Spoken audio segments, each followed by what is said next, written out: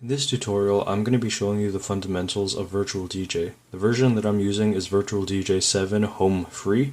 So first, we have a search bar right here. So we're going to search up a song that we want to play with, and this is all from your downloaded library. So we've loaded it onto a deck by clicking and dragging it here. So the blue flashing button right here is the play button. So we're going to play, and the waveform is playing up there. To pause it, we hit pause right next to it. So just some stuff about loading it onto the deck. Here's the information. So we have the artist, we have the song name, we have how much time has elapsed. Gain is the volume measured in decibels, which we play with over here. So we can increase it or decrease it. So it's kind of like volume, but sometimes it might get distorted. So we're going to leave that at 0 by just right clicking on it. Here's the amount of time remaining. Here's the key that the song is in. And Virtual DJ does a fairly decent job at detecting key. And the pitch, so we haven't touched that yet, so it's 0.0, and we have the amount of beats per minute. Over here, we have the highs, which is the high frequencies of it, so you can play with this and see what it does. Double left click to get it back to normal. The mids and the lows, so the lows deal with things like the bass. There are several effects over here, like reverb, break, distorter, so we're just going to listen to some of them right now. We're playing it. You can have some more reverb. Sounds like it's in a bigger room. Okay, and this volume right here toggles the volume of the effects, and the sampler here, you can toggle the volume of that. So if you want a siren, you can do that. Filter, it's pretty self-explanatory.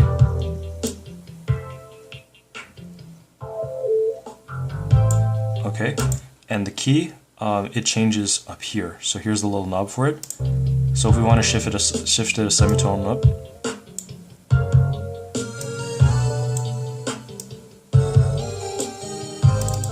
double click, left click to get it back to normal. And here we have loop. So you can loop it for 1 beat, 2 beat, 4 beat, 8 beat, whatever. So we're going to see what it looks like right now. So let's say I want to loop this part only. I loop for 8 count, and see these two right here, it's only going to play this part over and over again. So if you've configured the beats per minute correctly, it should sound really seamless. Pause it. To remove it, you just hit the button again. Okay, so we have hot cues up here. Hot cues is when you want to say, oh, I want to start the song at this exact area, or I want to press a button and go directly to that song. So let's say I set up hot cue 1 right here. It's set up. Okay, so if I'm playing at any part of the song, I can jump to it right away just by clicking it. Okay, there are these little locking features here. So when you press this button and it's glowing orange like here, it locks it to a beat. So if we're playing 2 songs simultaneously, if I have one over there and one over there, I just press it and it'll snap onto the beat. So this rectangle right here is the first count. 1, 2, 3, 4, 1, 2, 3, 4, in a regular 4-count signature song. So here we have the speed of the song, so we can make it go faster. Make some nightcore, or slow it down. And here is pitch reset, so you just double click on it, and it goes. Notice how the beats per minute changed there as well. And if you want to make it so that it doesn't change in pitch, there's this, it's the same locking feature here. So if we unlock it and it's not glowing anymore, we can, and notice how the pitch has changed as well. Okay, we're just going to reset that. The little locking feature over here deals with if you play both songs, if you bring the second song into the first one, this button right here will snap beats together. Okay, so yeah, I don't really use this. You can use this. This is about looping. Here's the master volume. So this controls, let's say you have 2 songs playing at the same time, you can control the volume of both of them. So master volume. Okay, and here we have individual volumes. So this one deals with this deck, and this one deals with this deck. So it's like it's cut down the middle. Okay, So if we only wanted to change this, can do that. Now let's say we want to introduce a second song. So I'm just gonna take this song and put it in here. So as you can see, I've already queued it up, and when I go to this cue right here, this is the first count of the beat. Also, to delete cues, you go to the line in here, you right click, and you just hit delete. You'll see it when if you get the camera. Okay, so that's the first beat, and we're just gonna try this out right now. So notice how I have that locked. We're gonna sync first beat to first beat. Watch this. Okay, and both of them are aligned.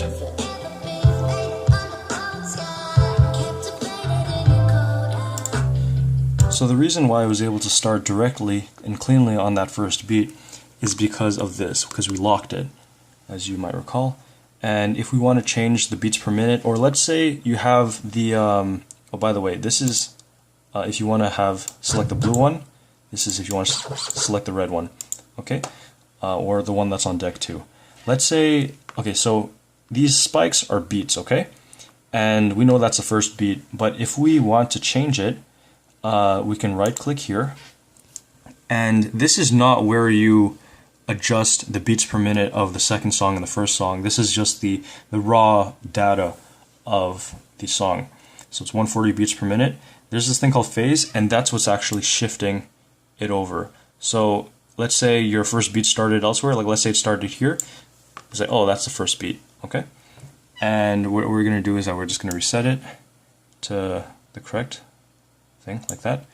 And if we want to move it over a quarter, we just do that, plus a quarter, minus a quarter, okay? This is the crossfader. If it's all over to the left side, you're playing only out of the left deck. And if it's all over to the right side, it's to the right deck. So we're just going to do a quick example. I double clicked to get it right back in the center. So we're just going to play this again. And then you can also drag this a little back if you want to do that. Click it. Oops. There you go. And let's say, see, this is the instrumental and this is the voice only. This is the a cappella. If we bring it to the left, it's only playing the instrumental.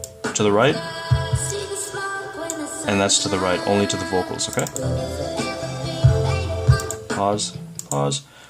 Okay, Virtual DJ is really great because you can experiment with tracks, and I don't recommend making your mashups in Virtual DJ, but it really helps with the experimental process. So right here, we have the song name, we have the artist, we have the beats per minute, and the key. Now, a lot of you will have beats per minute, but you won't have key. So what we want to do, we want to right click here, and there's all these features up here. So right here, I have beats per minute and I have key. So that's really helpful. Okay, and I know I clicked like left A and B, so like deck A and deck B, but you can do the same right over here if that's more comfortable for you. Okay, so just a quick recap.